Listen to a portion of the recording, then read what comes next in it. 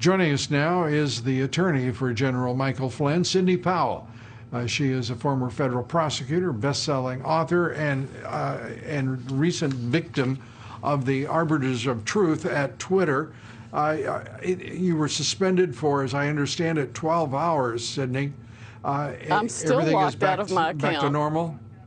Oh, no, I'm still locked out of my account, yes. I have filed multiple complaints with Twitter. What's it going to take? Hydroxychloroquine. I mean, when you... Well, you know, God forbid anybody express an opinion one way or the other on hydroxychloroquine in 21st century America. The arbiters of truth, led by their what would you call him, the Grand Wizard, Jack Dorsey, what in the world are they doing there? And isn't there, I mean, when you can be shut out of Twitter, when the son of the president, Donald Jr., can be run roughshod over like this by social media, we're in a heck of a lot of trouble in this country. We are, Lou. I mean, one of our most important foundations, of course, is freedom of speech. I understand these are private companies, but they benefit substantially from both taxpayer resources and government contracts and the use of the internet that the taxpayers essentially fund.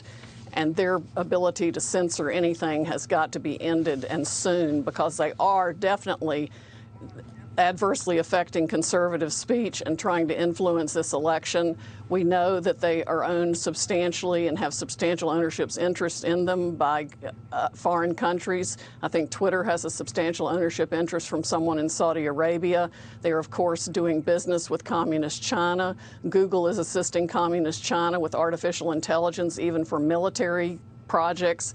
The entire situation is extremely concerning, and the government needs to do something to shut it down now so that we're allowed basic free speech. So what can the federal government do right now? What can the Justice Department do? Because this is anti-competitive behavior. It is an abuse of what is already monopolistic power.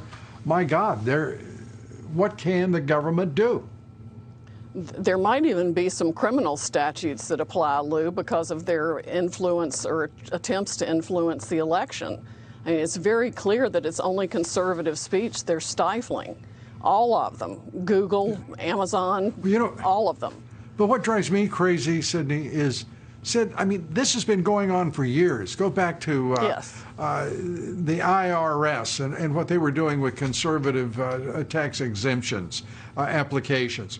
I mean, this has been going on for 8 years of Obama. It has continued into this administration, and there has been no reaction because the Justice Department is so busy prosecuting our president, trying to overthrow a presidency, that they didn't have time to deal with law and the power of the marketplace. The Republicans are absolutely comatose. Yes, we have got to have people in government that are willing to assist the president and stop these things from happening. There are ways of doing it, but nobody's acting on them. And so the people are just left to suffer like we're all doing, whether it's from the abject violence or the ridiculous response to COVID by the multiple governors or the social media issues. Yeah, the governors of the Pacific Northwest, the mayors, these Democrat mayors, there should be some sort of legal liability for their ignorance and their efforts to absolutely destroy their cities and leave their citizens exposed to devastation.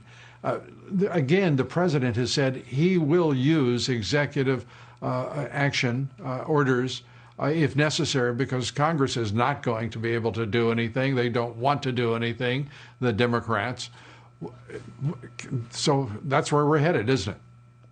Yes, it's a real quandary, because there have to be some sort of enforcement mechanisms, and then it has to be enforced once the mechanisms are there. We don't seem to have either. Sidney Powell, thanks for being with us. We appreciate it. Appreciate it.